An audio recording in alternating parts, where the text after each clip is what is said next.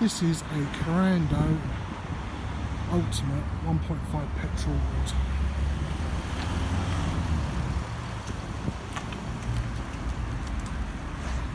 This being the ultimate spec, which is top spec for its day, it's also had side steps fitted to it, which are an optional extra.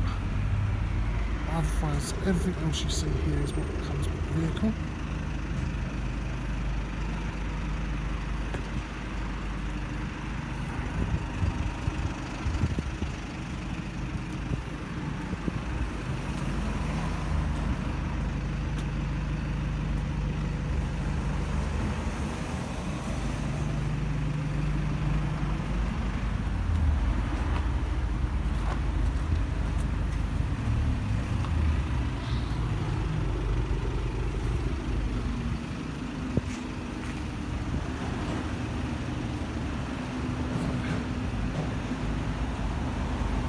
Look around the vehicle there. This one is in grand white, which is a solid colour. They have two keys for the vehicle, both exactly the same, lock and unlock. This car's got what we call intelligent key. So there is a little button on the driver's door and one on the passenger door. You can push and it unlocks the car. The wing mirrors will automatically open up because the car senses that you're near, and you've got a function where you can turn that off and do that yourself if you wish. But what we're going to do is we're going to start from the rear. We've got intelligent key, so basically what I can do with the keys, if I stand in an area near the back of the bumper like I am now, the car will actually open the tailgate up all on its own. So none of this wiping your feet underneath it or anything like that. You literally stand in the corner and wait for the sensors to pick you up. It's got like a two-tier boot system. So there's the boards up, so it gives you a bit of a boot. You've got your tourniquet cover. Underneath this you can do this. I can set the boot, make the boot bigger, then halve it like that.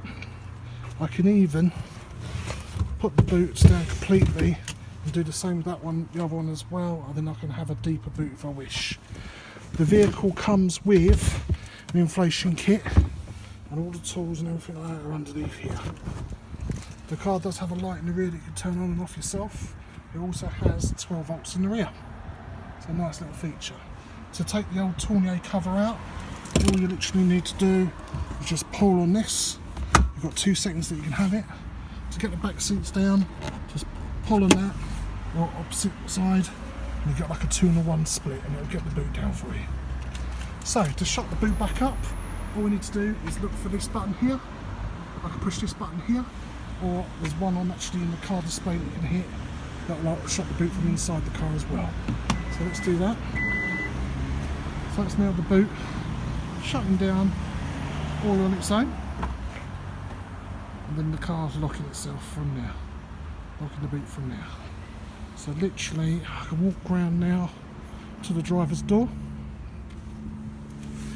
hit the button to unlock the vehicle.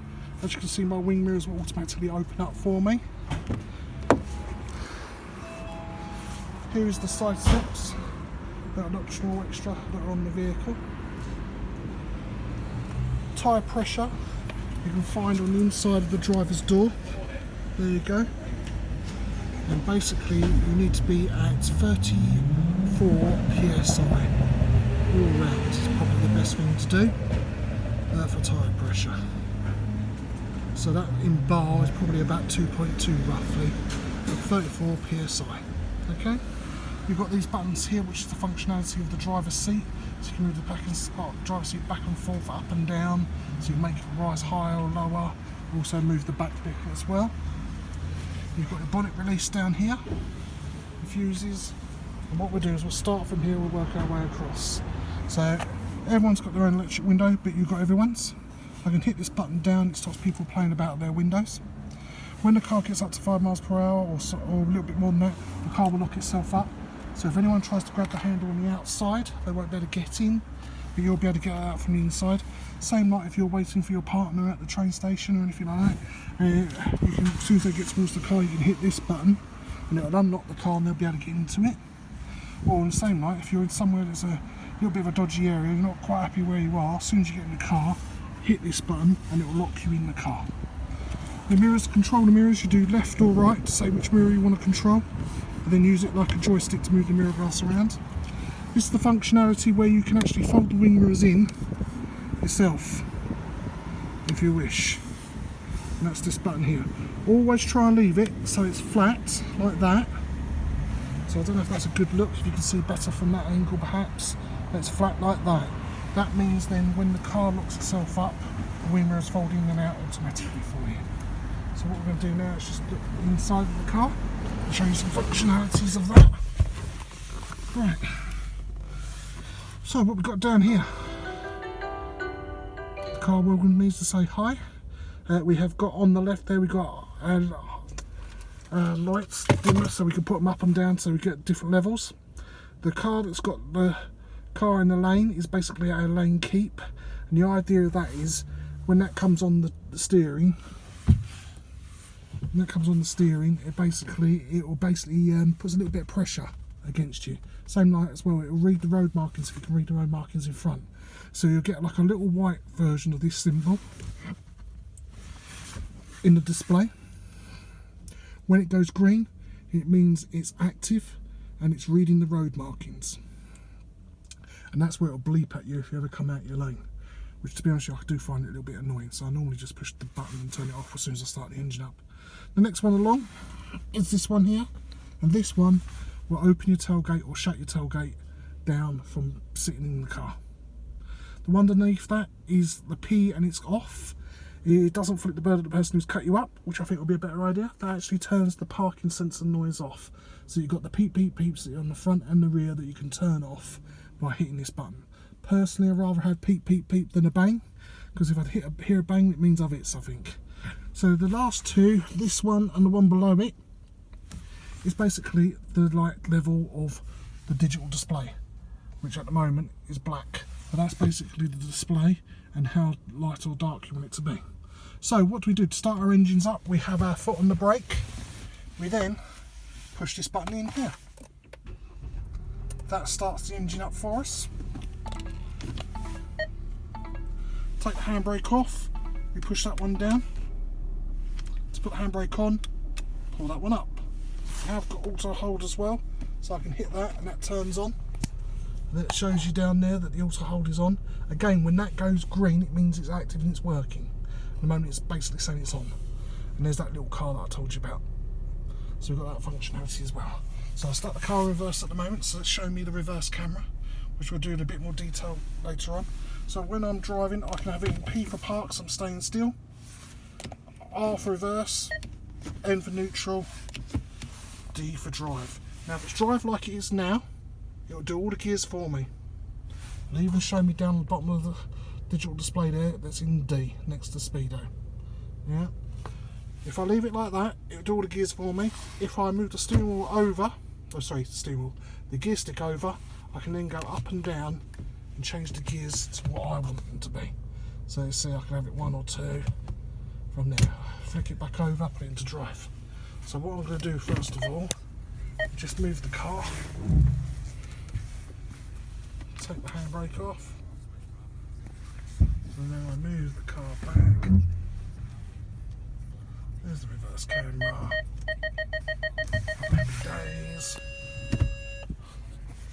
Sort myself out, make sure I'm straight, and then I'll try and show you some more stuff of the car. So let's go back.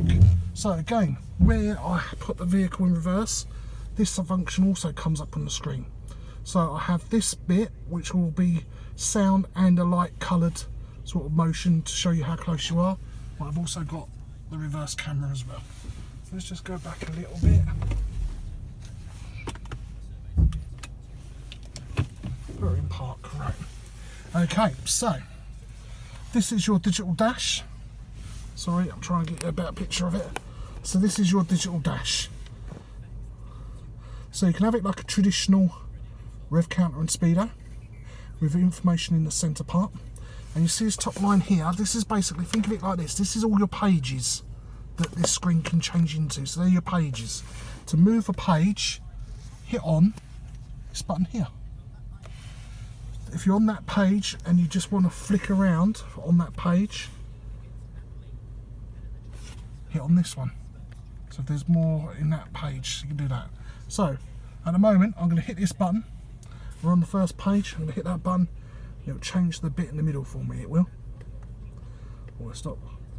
When the wheels are in motion, after a couple of minutes of driving, it will then, you come to this screen, it will actually show you your PSI. So what you've got in your tyres. Remember, we need 34 all the way round. I can do distance A, distance B, after departure time, and how much fuel miles in the petrol tank. Again, if I use this button here, I can flick this screen and change it to this. Now I can have it just as a digital speedo, and that's what that one shows you, just as a digital speedo. Again, if I hit this button, I can switch that and have my digital speedo to look like this. So it's preference really as to what you want. Again, I hit my pages button to move to the next page.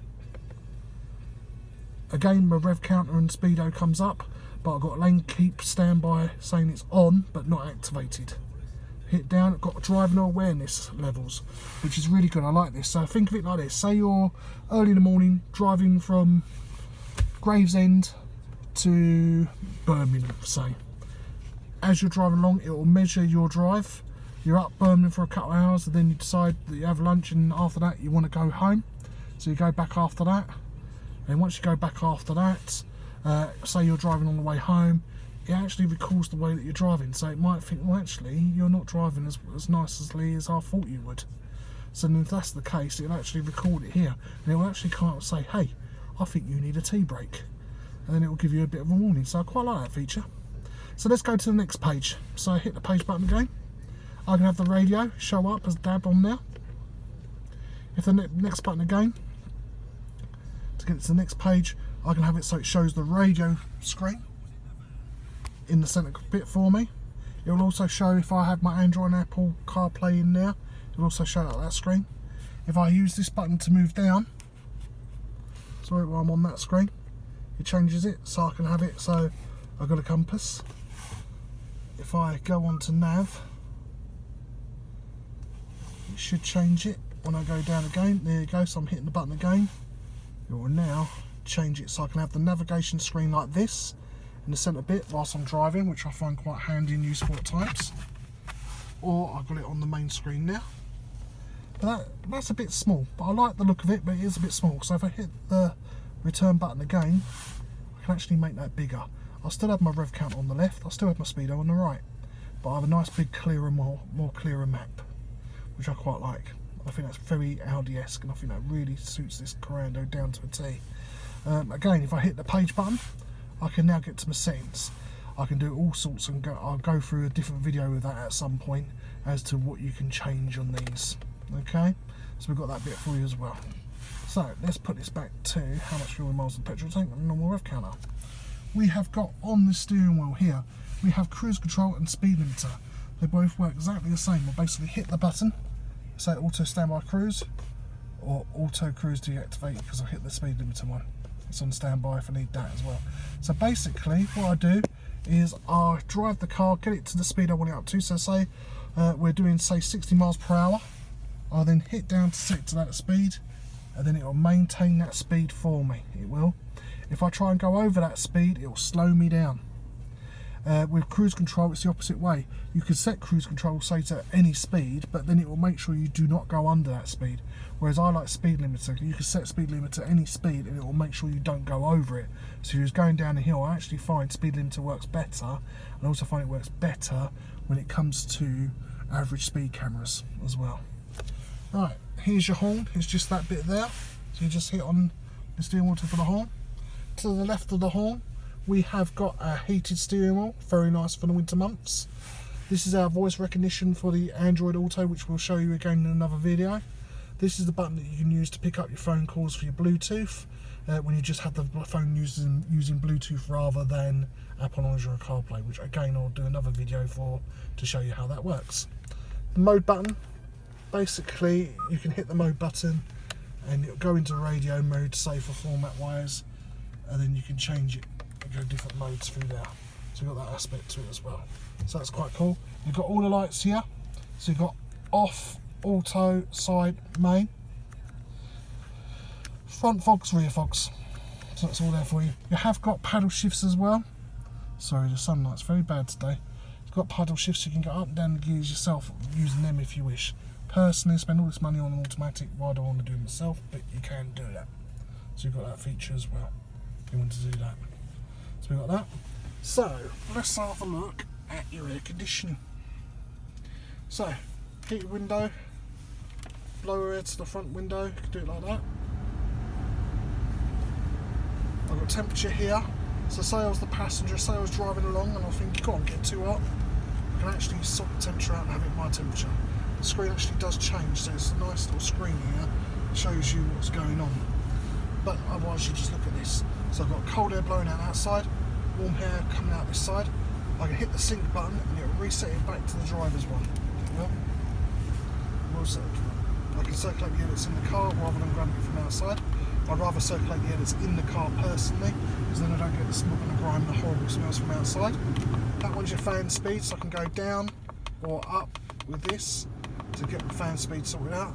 This one is basically where I want the wind to go, so I can have it face and feet, just the feet, window and feet. So I normally have it on window and feet. Turn the AC on or AC off. That's my off button completely to turn the whole thing off or on. So we've got that feature there. Lower than that, near the push button start, which we know how to use, we've got our heated and ventilated front seats. So if I hit on the right side, we've got 3 degrees of burn. If I hit on the left side, I've got 3 degrees of chill. That I basically just go through and it takes it off from there. Again, passenger can do the same with their own one. So we've got our USB port here, we've got 12 volts there as well. It's like an old-fashioned cigarette lighter or 12 volts end of energy that you can use. We've got that facility as well. So, what we've got around the gear stick, we have got AOF, which is ESP, which is electronic stabling program. So it's got a little onboard computer, it tells you how much pressure to put in each wheel when it goes around the corner. That's what this one is. This one here is the downhill assist braking. So I can hit that button, and basically what it does, it basically slows the car down without me having my feet on the brake under a certain speed. So it'll brake as it's going down, say, a steep hill. Personally, I've never used it. I'd rather be in control myself personally. This one here, the A off button, basically turns the stop-start engine off. So we've got that, so then I can do the stop-start from there. Again, we've introduced ourselves to the handbrake already, so push down to take the handbrake off, and then it removes the brake button. Put the handbrake on, flick it back up, and it puts the handbrake back on there. Alright. Again, we've got the auto hold, which we've seen before as well. This button here changes the car gear linkages and stuff, it does. So what we can do, we can put it in sports mode, normal mode. We can hold it down to go to winter mode. You have to hold it for a couple of seconds to get into winter mode. The idea of this is just changes the gear linkages. I'm going to put it back into normal mode because that's got enough for what I like to do with the car. So we've got that bit there for you. So that is that. We've got our lights up here. You've got your individual ones there. Got one that's on the doors, so as soon as you open the doors it will open as well for you. Open that up, you've got this nice little sunglasses holder. This is your SOS, so if you ever got stuck, this will actually use via your Bluetooth. It will basically send out a call if you hit it, and yeah, it will make a phone call for you. Here you've got your mirror underneath there, and when you open the mirror the light comes on, which I think is pretty cool. So, yeah. I like that, I think it's a nice little feature. Exactly the same on the passenger one. So it does all that for you as well. Now what you'll find, perhaps not now, but in the dark, you'll get a line come through on there and on here. And the same on this door. That's basically ambient lighting. So you can make it different colours. And to do that, you literally hold the setup button until it peeps. You go to vehicle sync, and there you go, mood lighting. So you can put it onto any colour you want yourself, or you can set it so it does multi-colours. You can have it on just the certain colours that you want. Hit return and it does it for you. I don't know, like I say, if you can see that in there or not. It definitely shows through better at night.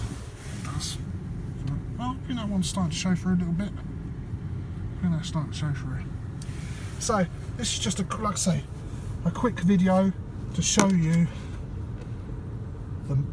the features of your vehicle and your Korando Ultimate, and hopefully everything here has been explained well enough. If you've got any other questions or anything like that, feel free to call us or send us a message and I'll try and answer them the best I can. I am new to doing videos and stuff like that, so hopefully this video isn't too bad, but at least it gives you a bit of an idea what you can and can't do with your Korando Ultimate. Thank you very much for listening. I hope you enjoyed this video. Thank you. Bye.